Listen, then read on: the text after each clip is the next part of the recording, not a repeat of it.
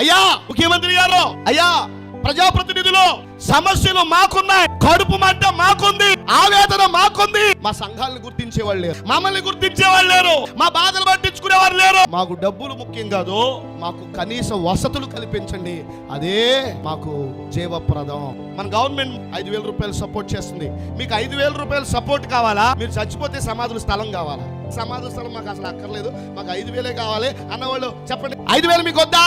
మరి ఏం కావాలి? గట్టిగా. ఒక ఇండిపెండెంట్ సేవకుడు చచ్చిపోతే గౌరవప్రదంగా గ్రామాల్లో ఉన్న వల్లకాళ్ళలో సమాధి చేసుకునేటటువంటి పరిస్థితి లేకపోయా. హిందువుల మత విశ్వాసానికి ఇబ్బంది లేదు, వాళ్ళ దహన సంస్కారాలకి ఇబ్బంది లేదు, కానీ మా మత విశ్వాసానికి, మా సమాధి కార్యక్రమాలకి ఇబ్బందులు ఉన్నాయి. బతికినంత కాలం ఏ విశ్వాసం కోసం బ్రతికామో ఆ విశ్వాసాన్ని ఆధారంగా చేసుకుని మేము ఖననం చేయబడే అవకాశం మాకు లేదు మహాప్రభు అని చెప్పుకుంటున్నాం. మా బాధ ఎవరు ఎనరా?